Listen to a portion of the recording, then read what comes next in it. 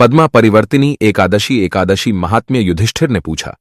केशव, कृपया यह बताइए कि भाद्रपद मास के शुक्ल पक्ष में जो एकादशी होती है उसका क्या नाम है, उसके देवता कौन हैं और कैसी विधि है?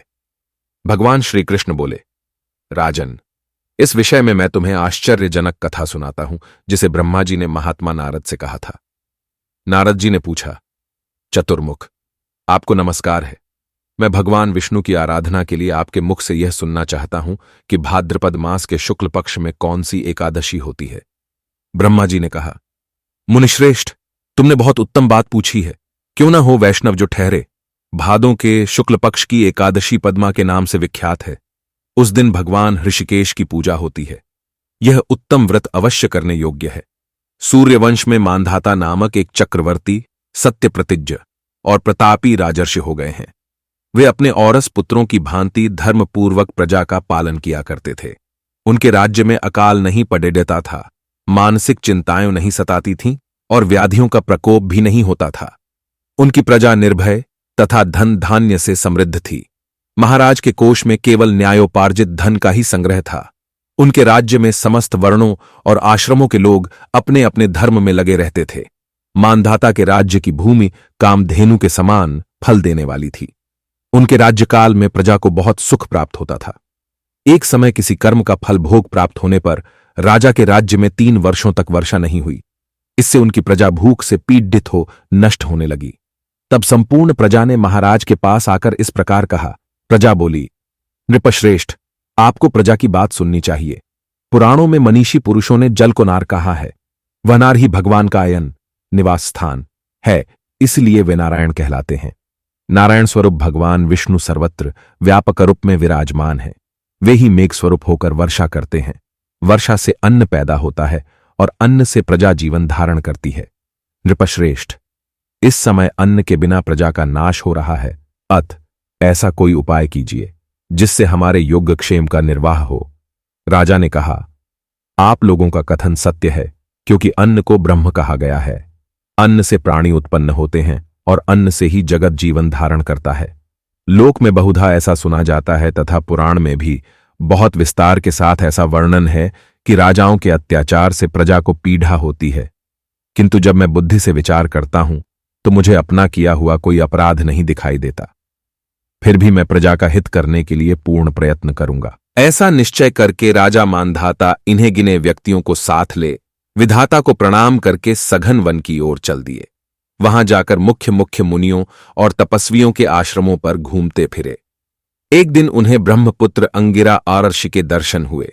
उन पर दृष्टि पड़ते ही राजा हर्ष में भरकर अपने वाहन से उतर पड़े और इंद्रियों को वश में रखते हुए दोनों हाथ जोड़कर उन्होंने मुनि के चरणों में प्रणाम किया।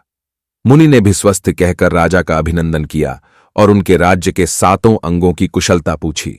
राजा ने अपनी कुशलता बताकर मुनि के स्वास्थ्य का समाचार पूछा।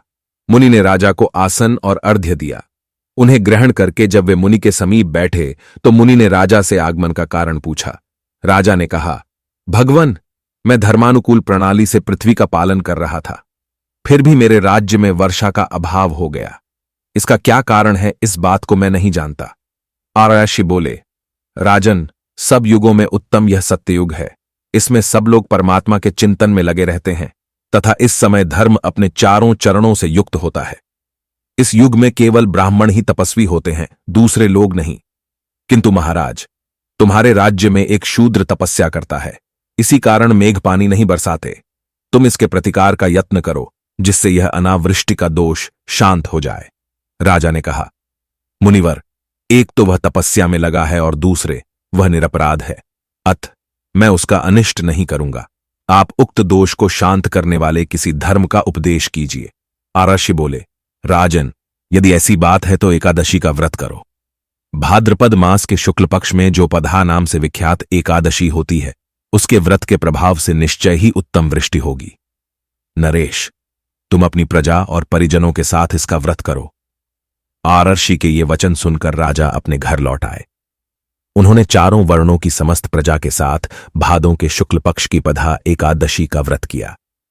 इस प्रकार व्रत करने पर मेघ पानी बरसाने लगे। पृथ्वी जल से आप्लावित हो गई और हरी भरी खेती से सुशोभित होने लगी। उस व्रत के प्रभाव से सब लोग सुखी हो गए। भगवान श्री कृष्ण कहते हैं, राजन, इस कारण इस उत्तम व्रत का अनुष्ठान अवश्य करना चाहिए। पधा एकादशी के दिन जल से भरे हुए गड्ढे को वस्त्र से ढककर दही और चावल के साथ ब्राह्मण को दान देना चाहिए। साथ ही छाता और जूता भी देना चाहिए। दान करते समय निम्नांकित मंत्र का उच्चारण करना चाहिए। नमो नमस्ते गोविंद बुध श्रवण संझक अघोघ संक्षयम कृत्वा सर्व सौख्य प्रदो भव भुक्ति मुक्ति प्रदश्चैव लोकानाम सुखदायक। व्रत खोलने की विधि। द्वादशी को सेवा पूजा की जगह पर बैठकर भुने हुए 7 चनों के 14 टुकड़े करके अपने सिर के पीछे फेंकना चाहिए। मेरे 7 जन्मों के शारीरिक, वाचिक और मानसिक पाप नष्ट हुए, यह भावना करके 7 अंजलि जल पीना और चने के साथ दाने खाकर व्रत खोलना चाहिए।